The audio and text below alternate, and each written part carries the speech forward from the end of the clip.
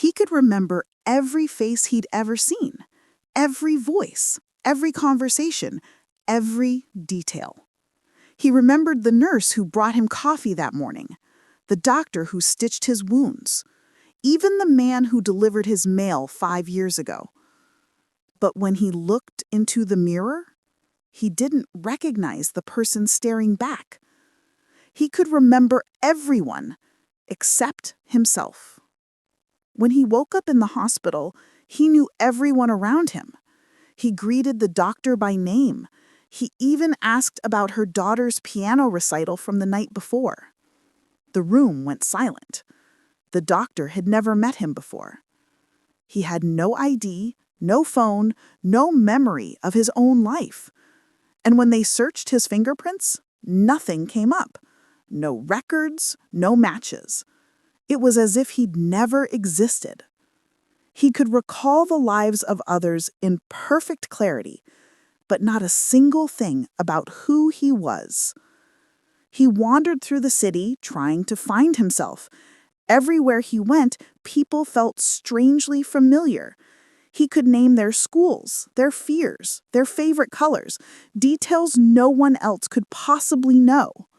Psychologists called it reverse amnesia. The government called it impossible. Yet somehow he was living proof. A man whose mind was a library of other people's lives, but his own shelf was completely empty. They asked him his name. He smiled sadly and said, "I guess that's the only thing I don't remember." One evening, while sitting on a park bench, a woman approached him in tears. "You remember me, don't you?" she whispered. He looked up, her face, her eyes, familiar yet distant. He nodded slowly. "You're Claire. You lost your son 3 years ago." She smiled sadly. "Yes, and you're my husband." He stared at her, searching his mind for any trace of the love she spoke of. He remembered her pain, her laughter, the way she looked at the stars, but not the life they had shared. She showed him photos, birthdays, anniversaries, vacations. Each one felt real, but only in the way dreams do before you wake up. He could remember the world, but not the part of it where he belonged. Months later, doctors discovered something strange in his brain scans. The region tied to self-recognition had gone completely dark, but the areas for empathy and memory were glowing, overactive, extraordinary. He wasn't just remembering people, he was feeling their memories. A walking archive of human emotion.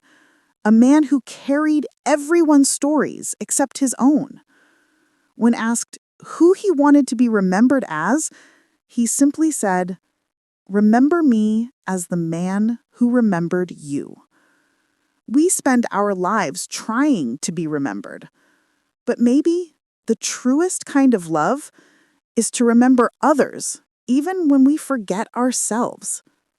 Tell me, if you woke up tomorrow and remembered everyone except you, would that be a curse or a gift?